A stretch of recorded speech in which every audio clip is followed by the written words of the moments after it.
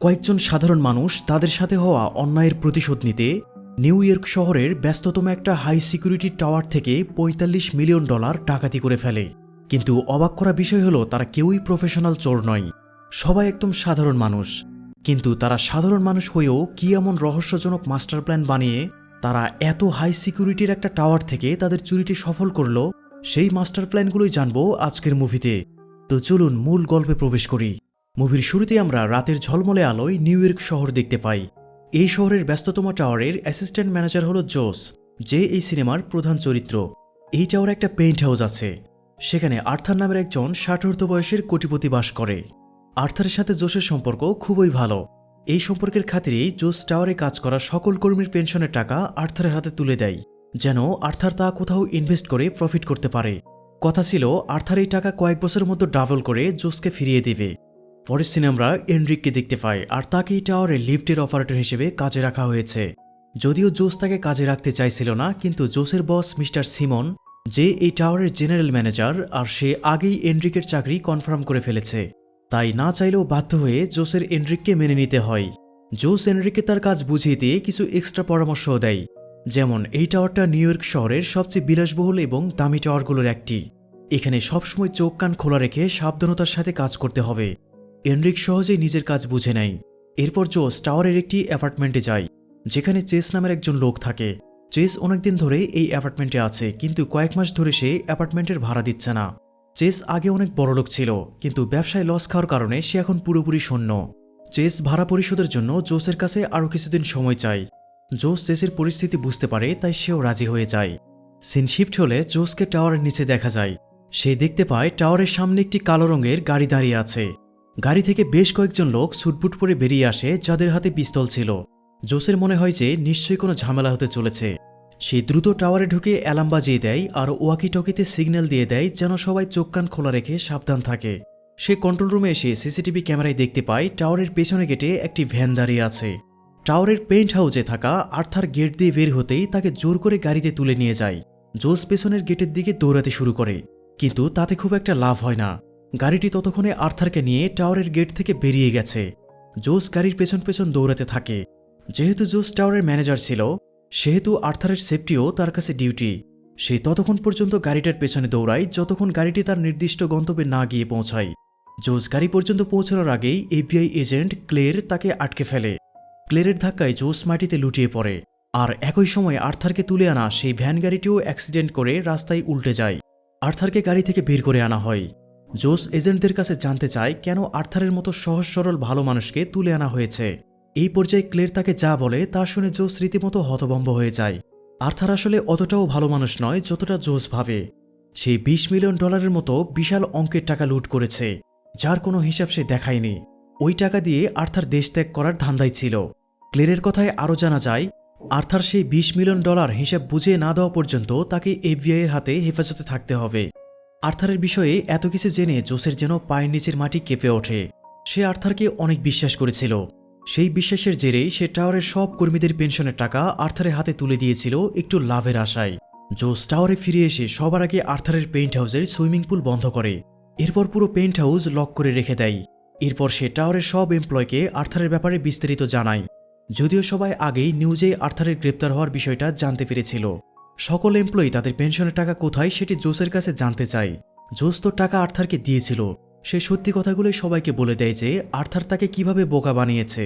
আরও বলে যে পেনশনের টাকা বিজনেসে ইনভেস্ট করে কয়েক বছর পর দ্বিগুণ করে আর্থারের ফেরত দেওয়ার কথা ছিল। এক এমপ্লয়ি বলে যে নিউজে বলেছে আর্থারের অ্যাকাউন্টে কেবল $500 আছে। এই কথায় সবাই ঘাবড়ে গেলে জোস তাদের আশ্বস্ত করে যে সে কোনো একটা রাস্তা অবশ্যই বের করবে যেন সবাইকে তাদের প্রাপ্য টাকা ফিরিয়ে দিতে পারে।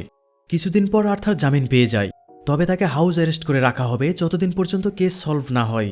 এখন সে এফবিআই এর পারমিশন ছাড়া কোথাও যেতে পারবে না এবং কিছু করতেও পারবে না।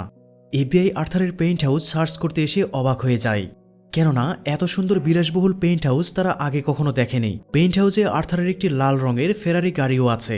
অনেক সার্চ করে এই গাড়ি ছাড়া এফবিআই আর কিছুই খুঁজে পায় না। সিন শিফট হলে দেখা যায় জোস কাজ শেষে নিজের বাসায় যাচ্ছিল। তখন সে দেখে পুলিশ তার ছোটবেলার বন্ধু স্লাইডকে চুরির দায়ে অ্যারেস্ট করে নিয়ে যাচ্ছে। জোস বিষয়টা দেখে অস্বস্তিতে পড়ে যায় আর নিজের রাস্তা বদলে ফেলে। রাতের বেলায় জোসের মোবাইলে কল এলে সে জানতে পারে যে টাওয়ারের গেটম্যান লেস্টার আত্মহত্যা করার চেষ্টা করেছে এবং এখন সে হসপিটালে আছে। জোস দ্রুত হসপিটালে ছুটে যায়। এখানে আগে থেকে চার্লি ছিল। সে একে তো জোসের কলিগ, অন্যদিকে তার বোনের জামাই। জোস লেস্টারের সাথে কথা বলতে গেলে সে জানায় জীবনের সব ইনকাম সে আর্থারকে দিয়েছিল, কারণ আর্থার তাকে বলেছিল তার কাছে কিছু ভালো শেয়ার আছে যেগুলোর দাম 25 দিনের মধ্যে ডাবল হয়ে যাবে। এখন লেস্টারের কাছে আর কিছুই অবশিষ্ট নেই। সে তার ঘরের ভাড়া পর্যন্ত দিতে পারছে না। জোস লেস্টারকে আশ্বাস দেয় যে আর্থারের থেকে টাকা আদায় করে তার টাকা ফিরিয়ে দেবে। হসপিটাল থেকে সোজা জোস আর্থারের পেইন্ট হাউসে চলে আসে আর আর্থারকে গালিগালাজ করতে শুরু করে। আর্থার বলে সে আগেই সবাইকে বলেছিল শেয়ার জিনিসটা একটু রিস্কি, এছাড়া লসও হতে পারে, তাই সে কারো আত্মহত্যার জন্য মোটেও দায়ী নয়। আর্থারের এই কথায় জোসের প্রচণ্ড রাগ হলে সে আর্থারের ফেরারি গাড়ির গ্লাস ভেঙে চুরে চলে আসে। টাওয়ারের নিচে জোস আর চার্লির মধ্যে আর্থারকে নিয়ে কথা হচ্ছিল। এখানে জানা যায় চার্লির আগে থেকেই আর্থারের উপর সন্দেহ ছিল, কেননা সে অনেকবার আর্থারকে উকিলের সাথে এই বিষয়ে কথা বলতে শুনেছে। পরের দিন রাতে একটি ক্লাবে ক্লেরের সাথে জোসের দেখা হয়। দুজন একসঙ্গে বসে অনেকক্ষণ আড্ডা দেয়। ক্লের একটু বেশি ড্রিঙ্ক করে ফেলেছিল, যার ইফেক্টে তার কাছে থাকা কিছু তথ্য জোস পেয়ে যায়। যেমন আর্থারের সকল টাকা এফবিআই রিকভার করে ফেলেছে, শুধু $20 মিলিয়ন ছাড়া। কিন্তু ওই টাকা আর্থার কোথায় কিভাবে লুকিয়েছে তা এফবিআই জানে না। পরের দিনে সকালে জোস একটি লকারের দোকানে গিয়ে সেখানে থাকা লকারগুলো সে ভালোমতো পর্যবেক্ষণ করে। এরপর সে এনরিক, চার্লি আর চেসকে নিয়ে একটি গোপন মিটিংয়ে বসে। সে সবাইকে এটা জানায় যে 20 মিলিয়ন ছাড়া এফবিআই আর্থারের সব টাকা রিকভারি করে ফেলেছে। এখন এফবিআই এর হাতে ওই $20 মিলিয়ন পড়ার আগে তাদের খুঁজে বের করতে হবে, নইলে তারা কিছুই পাবে না। জোসের প্ল্যান হলো ওই টাকা চুরি করা, কিন্তু এখন প্রশ্ন হলো টাকাগুলো কোথায় আছে। এমন সময় জোসের মনে পড়ে কিছুদিন আগে আর্থার তার পেইন্ট হাউসে কিছু কনস্ট্রাকশনের কাজ করিয়েছে। হতে পারে ওই $20 মিলিয়ন আর্থার তার পেইন্ট হাউসেই লুকিয়ে রেখেছে। এই পর্যায়ে চার্লি বলে টাকা পেইন্ট হাউসে থাকলেও তারা কিভাবে পাবে? তাদের কারোই কখনো চুরি করার রেকর্ড নেই। চুরি করার জন্য তাদের একজন প্রফেশনাল চোরের প্রয়োজন, যে তাদেরকে চুরির সবকিছু প্ল্যান রেডি করে দেবে। এমন সময় জোসের স্লাইডের কথা মনে পড়ে। স্লাইড একজন প্রফেশনাল চোর, সে চুরি শেখাতে পারবে এবং চুরি করতে সাহায্যও করতে পারবে। পরের দিন জোস জেলখানা থেকে স্লাইডকে জামিনে বের করে নিয়ে আসে। সে স্লাইডকে তার পুরো পরিকল্পনা জানায় আর অন্য মেম্বারদের সাথে তাকে দেখা করাতে নিয়ে যায়। সবাইকে দেখে স্লাইড এই চুরিতে তাদের সাহায্য করতে রাজি হয় না, কারণ টিমের কারোরই আগে থেকে চুরি করার অভিজ্ঞতা নেই। ঘটনা হলো চেস, চার্লি, এনরিক এবং জোস নিজে সহ সকলেই নিতান্তই ভদ্র আর 8টা থেকে 5টা চাকরি করা সাধারণ লোক। জোস স্লাইডকে বলে যেন সবাইকে একটা সুযোগ দেয় সে। এতে স্লাইড রাজি হয় আর সে সবাইকে শপিং মল থেকে কিছু না কিছু চুরি করে আনতে বলে এবং সেটাই কারো কাছে ধরা পড়া যাবে না। সবাই তাই করে, শপিং মলে ঘুরে ঘুরে যে যেভাবে যা পেরেছে চুরি করে নিয়ে আসে। যদিও স্লাইডের কাছে তাদের কারো চুরি করার সিস্টেমই পছন্দ হয় না, তবুও সে তাদের সাথে কাজ করতে রাজি হয়ে যায়। এরপর শুরু হয়ে যায় স্লাইডের ট্রেনিং। তারা পুরো টাওয়ারের সিকিউরিটি সিস্টেম, সিসিটিভি ক্যামেরার পজিশন যাচাই করে। স্লাইড বলে টাওয়ারের সিকিউরিটি অনেক হার্ড, যা জোস আগে থেকেই জানে। টাওয়ারে ঢুকতে হলে সিকিউরিটির চোখে ধুলো দিয়ে ঢুকতে হবে। সবাই যখন বসে পরিকল্পনা সাজাচ্ছিল কিভাবে কি করবে, এমন সময় কলিং বেল বেজে ওঠে। জোস বাইরে এসে দেখে এফবিআই এজেন্ট ক্লের তার দলবল নিয়ে এসেছে তাকে গ্রেপ্তার করার জন্য। এখানে জানা যায় পেইন্ট হাউসে গিয়ে ভাঙচুর করার জন্য আর্থার জোসের নামে মামলা করেছে। আর্থার বলেছে যদি জোস তার কাছে ক্ষমা চায় তাহলে সে মামলা তুলে নেবে। এই মুহূর্তে জোস কিছুতেই গ্রেপ্তার হতে চায় না, তাই সে আর্থারের কাছে ক্ষমা চাইতে রাজি হয়ে যায়। জোস আর্থারের কাছে সে ক্ষমা চায়, তবে সে আর্থারকে ছোটখাটো একটা হুমকিও দেয় যে আর্থার যত গরিব লোকের টাকা মেরে খেয়েছে জোস তাদের সবার টাকা যেভাবেই হোক ফিরিয়ে দেবে। পরের সিনে দেখা যায় জোস তার পুরো টিম নিয়ে টাওয়ারের বাইরে একটি রেস্টুরেন্টে বসে টাওয়ারের উপর নজর রাখছে। এখান থেকে ওরা একটি শোরুমে যায় যেখানে লকার বিক্রি করা হয়। জোস জানায় স্লাইডকে এমন ধরনের লকার খুলতে হবে, কিন্তু স্লাইড তো শুধুমাত্র স্যাঁচরা চোর, সে এমন ধরনের লকার খুলতেই পারে না। এখন উপায় হলো তাদের এমন কাউকে দরকার যে এমন লকার খুলতে এক্সপার্ট। তখন জোসের মনে পড়ে ওডিসার কথা। ওডিসার বাবা একজন লকার এক্সপার্ট ছিল। রাতের বেলায় জোস ওডিসাকে তার বাসায় ডেকে পাঠায়। সে ওডিসাকে তাদের সাহায্য করতে বললে সে না করে দেয়, কিন্তু জোস যখন তাকে বলে যে টাকার অঙ্কটা $20 মিলিয়ন, তখন ওডিসা রাজি হয়ে যায়। পরের দিন জোস দূর থেকে টাওয়ারের উপর নজর রাখছিল। সে দেখতে পায় চার্লি টাওয়ারের ভেতর থেকে বেরিয়ে আসছে। জোস তাড়াতাড়ি তার সাথে কথা বলতে গেলে জানতে পারে চার্লি টাওয়ারের জেনারেল ম্যানেজার মিস্টার সিমনের সাথে দেখা করতে গিয়েছিল। কেননা চার্লি তার জব ফিরে পেয়েছে, তাই সে আর জোসের প্ল্যানে থাকবে না। শুধু তাই নয়, জোসকে কোনো ধরনের চুরিও সে করতে দেবে না, কারণ যেহেতু সে টাওয়ারে জব করে তাই টাওয়ারকে কোনো ক্ষতি থেকে বাঁচানো তার কর্তব্য। চার্লির কথা শুনে জোস চিন্তায় পড়ে যায়। একটু পর এফবিআই ক্লেয়ার ফোন করে জোসকে জানায় যে আর্থার এখনও তার নামে করা মামলা তুলে নেয়নি। আর্থার আসলে জোসের উপর প্রতিশোধ নিতে চাইছিল। চার্লিকে নিয়ে এমনিতেই জোস চিন্তায় আছে, এখন ক্লেয়ারের কথাই তার চিন্তা আরও বেড়ে গিয়েছে। সে টিম মেম্বারদের বলে যে চুরি আগামীকালই করতে হবে, কারণ আগামীকাল একটা সেলিব্রেশন আছে। জোস এনরিকে পাঠায় চার্লির স্ত্রীর মোবাইল চুরি করতে। সে এখন মেট্রোতে করে তার বাবার বাড়িতে যাচ্ছে। এনরিক কৌশলে গিয়ে চার্লির স্ত্রীর মোবাইল ফোনটি চুরি করে। এখানে দেখা যায় চার্লির স্ত্রী প্রেগন্যান্ট ছিল। পরের দিন জোস এনরিক চেস টাওয়ারের বাইরে থেকে নজর রাখছিল। তখন জোস দেখতে পায় স্লাইড একাই টাওয়ারের ভিতরে যাচ্ছে, যা তাদের প্ল্যানের অংশ নয়। জোস বুঝে যায় যে স্লাইড তাদেরকে ধোঁকা দিচ্ছে। স্লাইড চালাকি করে আগেই ওডিসার থেকে লকার খোলা শিখে নিয়েছিল। জোস তো আগেই চার্লির স্ত্রীর ফোন চুরি করে আনিয়েছিল যেন চার্লিকে টাওয়ার থেকে সরানো যায়। এবার এনরিকে সে ওই ফোন থেকে চার্লির কাছে মেসেজ করতে বলে। এনরিক তখন চার্লিকে মেসেজ পাঠায় যে তার স্ত্রীর শরীর খারাপ, এখনই তাকে বাসায় আসতে হবে। মেসেজ পেয়ে চার্লি বাড়ির দিকে ছুটতে শুরু করে। এদিকে টাওয়ারের ভেতরে ওডিসা কোনো একজনের জন্মদিন সেলিব্রেট করতে সবার জন্য কেক নিয়ে এসেছে। মূলত এটি ওদের পরিকল্পনার অংশ। সব স্টাফদের একসাথে জড়ো করে এন্ট্রি গেট খালি করাই ছিল আসল উদ্দেশ্য। এতে সহজে জোস, এনরিক আর চেস টাওয়ারে ঢুকে পড়ে। সিন শিফট হলে দেখা যায় স্লাইড জেনারেল ম্যানেজার মিস্টার সিমনের সাথে দেখা করে রুম যাচ্ছে কিছুদিন থাকার জন্য। মিস্টার সিমন তাকে রুম দেখাতে নিয়ে গেলে স্লাইড চালাকি করে সিমনকে একটি রুমে আটকে রেখে পেইন্ট হাউসে পৌঁছায়। সেখানে আগে থেকে জোস, এনরিক, চেস উপস্থিত ছিল। ওরা সিসিটিভি ক্যামেরায় স্টিকার লাগিয়ে ব্লক করে রাখে। এরপর ওই দেওয়ালটা ভাঙতে শুরু করে যেখানে আর্থার কাজ করিয়েছিল। দেয়াল ভাঙার পর তার একটি লকার খুঁজে পায়। এই পর্যায়ে স্লাইড পল্টি দেয়। সে সবার দিকে পিস্তল তাক করে বলে যেন সব টাকা তাকে দিয়ে দেওয়া হয়। এমন সময় সেখানে ওডিসা এসে সে আবার স্লাইডকে গান পয়েন্টে নেয়। সুযোগ বুঝে চেস স্লাইডের পিস্তল ছিনিয়ে নিয়ে তাকে ডাউন হতে বাধ্য করে। এখন স্লাইড তাদের হাতে বন্দী। সিন শিফট হলে দেখা যায় ক্লেয়ার আর্থারকে নিয়ে কোর্টে পৌঁছালে জানতে পারে আজকে কোর্ট বন্ধ। জোস তাদের জানিয়েছিল যে আগামীকাল মামলার শুনানি আছে। মূলত আর্থারকে টাওয়ার থেকে বের করার জন্যই জোস এই চাল দিয়েছিল। আর্থারের মনে সন্দেহ তৈরি হয় যেন কোথাও একটা ঝামেলা আছে। অন্যদিকে পেইন্ট হাউসে ওডিসা লকার খুলতে সফল হয়, কিন্তু লকার খোলার পর দেখা যায় সেখানে কোনো টাকা নেই, পুরোটাই ফাঁকা। লকার খালি দেখে সবার মন ভীষণ খারাপ হয়ে যায়। যেই টাকার জন্য তারা এত রিস্ক নিয়েছে, অথচ লকারে কোনো টাকাই নেই। এমন সময় হঠাৎ চেস আর স্লাইডের মধ্যে লড়াই শুরু হয়ে যায়। চেসের হাতে পিস্তল ছিল আর অসাবধানতাবশত ফায়ারিং হয়ে যায়। গুলি সোজা গিয়ে লাগে আর্থারের ফেরারি গাড়িতে। জোস লক্ষ্য করে গাড়িতে গুলি লাগায় ছিদ্র হয়ে গেছে। একই সাথে লাল রং উঠে কিছুটা সোনালি বর্ণ দেখা দিয়েছে। জোস ভালো করে লক্ষ্য করে দেখলে তার মনে হয় যে ফেরারি গাড়িটা পুরোটাই স্বর্ণের তৈরি। পুরোটা নিশ্চিত হওয়ার জন্য গাড়িটির লাল রং সে বেশ খানিকটা তুলে ফেলে। আর জোসের ধারণায় সত্যি হয়, আসলে এই গাড়িটা পুরোটাই স্বর্ণের তৈরি। আর চেসও ভালো করে গাড়িটা যাচাই করে বলে এই গাড়ির দাম 20 মিলিয়ন নয়, প্রায় $45 মিলিয়ন। ওডিসা বলে গাড়ির পার্টসগুলো খুলে এখান থেকে নেওয়ার ব্যবস্থা করতে হবে। তবে জোস চাইছে পুরো গাড়িটাই তুলে নিয়ে যেতে। চেসের ধারণা মতে পুরো গাড়িটা এখান থেকে বের করে নেওয়া প্রায় অসম্ভব, কিন্তু টাওয়ারের জানালা পরিষ্কার করার জন্য বিশাল একটা ক্রেন লোডার আছে।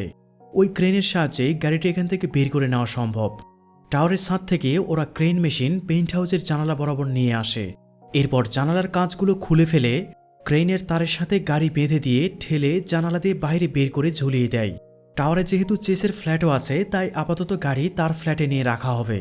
চেস তার ফ্ল্যাটে গিয়ে গাড়ি টেনে তার ফ্ল্যাটে ঢোকানোর চেষ্টা করে, কিন্তু এই চেষ্টা করতে গিয়ে সে নিজেই আতঙ্কে সাহস হারিয়ে ফেলে। সে কি করবে কনফিউজড হয়ে যায়। দড়িয়ার গাড়ি ধরে সে ঝুলে থাকে। এই কাজটা একা তার জন্য করা প্রায় অসম্ভব মনে হচ্ছিল। চেসকে সাহায্য করার জন্য জোস আর স্লাইড যেতে চেয়েছিল, কিন্তু তখন একজন এফবিআই এজেন্ট চলে আসে আর তারা তাকে সামলাতে ব্যস্ত হয়ে যায়। সুযোগ বুঝে তারা এজেন্টকে অজ্ঞান করে ফেলেছিল। কিছুক্ষণ পর এজেন্টের জ্ঞান ফিরে এলে সে পেইন্ট হাউসের ভিতরে ঢুকতে চায়। ভেতরে আবার স্লাইড এফবিআই এর হাতে আত্মসমর্পণ করতে প্রস্তুত, কিন্তু জোস মোটেও ধরা পড়তে চায় না। সে গাড়ি ঝুলানো দড়ির সাথে ঝুলে নিচে নামতে শুরু করে। তখন স্লাইডও তার সাথে নামতে শুরু করে। এদিকে চেস গাড়ি ফ্ল্যাটের দিকে টানতে গিয়ে নিজেই গাড়ি ধরে ঝুলে পড়ে। দড়ির উপর দিকে থাকা জোস আর স্লাইড চেসকে সাহস দিতে থাকে যেন সে কোনোভাবে চেষ্টা করে তার ফ্ল্যাট থেকে ঝুলে থাকা দড়িটা ধরতে। চেস একের পর এক দড়ি ধরার চেষ্টা করে যাচ্ছিল, কিন্তু ওই সময় গাড়ি থেকে চেসের হাত ফসকে যায়। কিন্তু ভাগ্য সহায় ছিল, ঠিক ওই সময় চার্লি সেখানে চলে আসে আর চেসের হাত ধরে ফেলে। তখন চার্লি তাকে টেনে ফ্ল্যাটে তুলে নেয়। এদিকে দড়ি বেয়ে জোস আর স্লাইড গাড়ির ভেতরে ঢুকে পড়ে আর গাড়িটাকে জোরে জোরে দোলাতে থাকে যেন ফ্ল্যাট থেকে চেস আর চার্লি গাড়িটা ধরতে পারে। চারজনের সঙ্গবদ্ধ চেষ্টায় অবশেষে গাড়ি চেসের ফ্ল্যাটে ঢোকানো সম্ভব হয়। চার্লি এদের উপর রাগ ঝাড়তে শুরু করে, কেননা প্রথমত সে জোসকে এই কাজটা করতে বারণ করেছিল, দ্বিতীয়ত চার্লি এখন এই টাওয়ারে কাজ করে, আর টাওয়ারে সংগঠিত যে কোনো অপরাধ আটকানো তার কর্তব্য। জোস চার্লিকে জানায় যে এই ফেরারি গাড়িটাই পুরোটাই স্বর্ণ দিয়ে তৈরি করা, এর বাজার মূল্য $45 মিলিয়ন। এই কথা শুনে চার্লি হতভম্ব হয়ে যায় আর ওদের সাথে আবারও হাত মিলিয়ে ফেলে, কারণ এবার টাকার অঙ্কটা একটু বেশি বড়। এবার তারা সিদ্ধান্ত নেয় যে লিফটে করে তারা গাড়িটা টপ ফ্লোরে নিয়ে যাবে, কিন্তু সমস্যা হলে লিফটে এই গাড়ি আটবে না। তবে এর সমাধানও জোসের কাছে আছে। তারা প্রথমে গাড়িটা লিফটের কাছে নিয়ে যায়। এদিকে উপর থেকে এনরিক লিফট তাদের ফ্লোরে পাঠিয়ে দেয়। গাড়ি লিফটের কাছে আনার পর জোস গাড়ির চাবি খুঁজতে শুরু করে। এমন সময় তার হাতে এসে পড়ে আর্থারের একটি নোটবুক। এই নোটবুকে আর্থারের সকল বাটপাড়ির ইতিহাস লিপিবদ্ধ করা আছে। এই নোটবুকটি জোসের কাছে ট্রাম্প কার্ডের মতো। কেন ট্রাম্প কার্ডের মতো তা আমরা একটু পরেই জানতে পারবো। লিফট চলে এলে জোস স্লাইড আর চেস মিলে গাড়িটি লিফটের উপরে দাঁড় করিয়ে দেয়। লিফট চালু হতেই গাড়িসহ সবাই নিচে যেতে শুরু করে। জোস এনরিককে ফোন করে জিজ্ঞেস করে লিফট নিচের দিকে কেন যাচ্ছে। এনরিক জানায় ম্যানুয়ালি কেউ লিফট নিচের দিকে যাওয়ার জন্য কল করেছে। লিফট চলে আসে গ্রাউন্ড ফ্লোরে। এফবিআই এজেন্ট ক্লের আর্থারকে নিয়ে লিফটে চড়ে পেইন্ট হাউসে যাওয়ার জন্য। লিফট টপ ফ্লোরে চলে আসে। লিফটের উপর যেহেতু গাড়িটি লম্বাটে অবস্থায় দাঁড় করিয়ে রাখা হয়েছে, ফলে গাড়ির সাথে লেগে টপ কারেন্সের লোহার নেট ছিঁড়ে যায়। তবে কেউ টের পায়নি যে এতগুলো মানুষ লিফটের উপর একটি গাড়িসহ লুকিয়ে আছে। এফবিআই এজেন্টরা আর্থারকে নিয়ে পেইন্ট হাউসে আসে। এদিকে জোস স্লাইডকে জিজ্ঞেস করে যে স্লাইড যে ট্রাক নিয়ে এসেছে সেটার চাবি কোথায়। স্লাইড বলে যে ওই গাড়ি চুরি করে আনা, তাই সে চাবি গাড়িতেই রেখে এসেছে। এই কথা শুনে জোস লেস্টারকে ফোন করে বলে যেন ওই ট্রাক চালিয়ে টাওয়ারের পেছনের গেটে নিয়ে আসে। লেস্টার জোসের কথা মতোই কাজ করে। অন্যদিকে আমরা আর্থারকে দেখতে পাই, সে পেইন্ট হাউসে ঢুকে দেখে তার প্রিয় ফেরারি গাড়িটি সেখানে নেই। আর্থার হতভম্ব হয়ে যায়। সে ক্লেরকে বলে যে কোনো মূল্যে তার গাড়িটি খুঁজে দিতে হবে। ক্লের পেইন্ট হাউসটা ভালো করে সার্চ করলে দেখতে পায় এক জায়গায় দেয়াল ভাঙা আর সেখানে একটি লকার লুকিয়ে রাখা ছিল। এই ব্যাপারে আর্থার এফবিআইকে জানায়নি, তাই তারা আর্থারের জামিন ক্যান্সেল করে দেয়। মানে আর্থারকে এখন জেল খাটতে হবে। এবার ক্লের মনিটরিং কন্ট্রোল রুমে গিয়ে দেখতে পায় যে টাওয়ারের পেছন গেট থেকে একটি ট্রাক বেরিয়ে যাচ্ছে। ক্লের ভাবে যে ওই ট্রাকে করেই ফেরারি গাড়িটি বের করে নিয়ে যাওয়া হচ্ছে। এফবিআই এজেন্টরা ট্রাক ধরার জন্য ছুটতে শুরু করে। কিছুক্ষণ পরে লেস্টার এফবিআইয়ের হাতে ধরা পড়ে যায়। তারা দেখে ট্রাকের ভেতরে কোনো গাড়ি নেই। ক্লের লেস্টারের কাছে গাড়িটি কোথায় সেটি জানতে চায়, যদিও লেস্টার সত্যই জানে না যে গাড়িটি কোথায় রয়েছে, তাই সে কিছুই বলতে পারে না। লেস্টার বলে সে সুইসাইড করার জন্য ট্রাক নিয়ে ছুটছিল। পরের সিনে দেখা যায় শুধুমাত্র স্লাইড ছাড়া এফবিআই তাদের বাকি সব সদস্যদের একে একে অ্যারেস্ট করে নিয়ে যায়, কারণ ক্লের সিসিটিভিতে দেখেছিল এরা সবাই টাওয়ারে লুকিয়ে এই চুরিতে অংশগ্রহণ করেছে। আর স্লাইড এফবিআইয়ের হাত থেকে বেঁচে যায়, কারণ সে মেইন দরজা থেকে এসেছিল, যার কারণে তার বিরুদ্ধে কোনো প্রমাণ নেই। এরপর দেখা যায় আর্থার সহ জোস, চার্লি, চেস, ওডিসা এবং এনরিক সবাইকে গাড়িতে তোলা হয়। আর্থার ওদের দেখে হেসে বলে যে শীঘ্রই এফবিআই ওই গাড়ি খুঁজে বের করে ফেলবে। জোসের প্রতিউত্তরে বলে যে তাতে কিছু যায় আসে না, তাদের যাই হোক না কেন আর্থারের শেষ সময় চলে এসেছে, কারণ আর্থারের সব বাটপাড়ির প্রমাণ তার হাতে আছে। জোস যখন বলে যে আর্থারের নোটবুক তার কাছে আছে, তখন আর্থার বেশ আতঙ্কে পড়ে যায়, কেননা ওই নোটবুক এফবিআইয়ের হাতে পড়লে কখনোই সে আর জেল থেকে বের হতে পারবে না। আর্থার জোসকে একটি অফার দেয়, যদি জোস নোটবুকটি তাকে ফিরিয়ে দেয় তাহলে বিনিময়ে সে জোসকে $400 মিলিয়ন দেবে। $400 মিলিয়ন দিয়ে ওইরকম অনেকগুলো গাড়ি কেনা যাবে। তবুও জোস মুখের উপর প্রস্তাবটা নাকচ করে দেয়। সে বলে টাওয়ারের কোনো স্টাফ এভাবে ঘুষ দেয় না এবং নেয় না। কথাটা আর্থারের জন্য বেশ অপমানজনক ছিল। সিন শিফট হলে আমরা দেখতে পাই জোসের উপর ইনভেস্টিগেশন হচ্ছে। সেখানে টাওয়ারের কাজ করা একজন স্টাফ আসে। এই মেয়েটির নাম লোভেনকো। সে সদ্য লয়ার হয়েছে। সে জোস সহ বাকি সকলের পক্ষ থেকে লয়ার হয়ে এসেছে এফবিআইয়ের কাছে। লোভেনকো ক্লেরকে আর্থারের নোটবুক দিয়ে বলে যে এখানে আর্থারের সকল কর্মকাণ্ডের হিসেব আছে। এই নোটবুকের বিনিময়ে জোস সহ বাকিদের ছেড়ে দিতে হবে। এফবিআই এজেন্ট এতে রাজি হয়, কিন্তু তারা সবাইকে ছাড়তে রাজি হলেও শুধু জোসকে ছাড়ে না। জোসের অবশ্য এতে আপত্তি নেই, তবে সে শর্ত দেয় যেন অন্যদের উপর লিগ্যাল কোনো অ্যাকশন না নেওয়া হয়। এফবিআই এজেন্ট জোসের কথা মেনে নিয়ে চার্লি, এনরিক, চেস, ওডিসা আর লেস্টারকে ছেড়ে দেয়। এরপর আমরা দেখতে পাই সবাই মিলে টাওয়ারের টপ ফ্লোরে এসেছে, যেখানে আর্থারের সুইমিং পুল ছিল। সুইমিং পুলের উপর থেকে ঢাকনা সরে গেলে আমরা দেখতে পাই সেই ফেরারি গাড়িটা সুইমিং পুলের পানিতে লুকিয়ে রাখা হয়েছিল। এদিকে সকল প্রমাণের ভিত্তিতে আর্থারকে যাবজ্জীবন কারাদণ্ড দেওয়া হয়, কেননা এফবিআইয়ের হাতে এখন তার বিরুদ্ধে শক্তপোক্ত প্রমাণ ছিল। অন্যদিকে জোসকেও 2 বছরের কারাদণ্ড দেওয়া হয়। শেষ সিনে দেখা যায় টাওয়ারের সব এমপ্লয়ি যাদের পেনশনের টাকা আর্থার মেরে দিয়েছিল তাদের বাসায় একটা করে পার্সেল যাচ্ছে। তারা পার্সেল খুলে ফেরারি গাড়ির একটা করে পার্টস পায়, যা ছিল স্বর্ণের তৈরি। জোস একসময় আর্থারকে চ্যালেঞ্জ দিয়েছিল যে আর্থার মানুষের যেই টাকাগুলো মেরে দিয়েছে তা যেভাবেই হোক জোস আবারও সেই টাকাগুলো মানুষকে ফেরত দিয়ে দেবে। অবশেষে সেটিই হয়, আর এই স্বর্ণের পার্টসগুলো পেয়ে তারা সবাই অনেক খুশি হয়ে যায়, কারণ তাদের কষ্টের টাকা ফিরে এসেছে, তবে সেটা যেই রূপেই আসুক না কেন। আর এখানেই মুভিটি শেষ হয়ে যায়। তো ভিডিওটি কেমন লাগলো তা অবশ্যই কমেন্ট করে জানিয়ে দিবেন।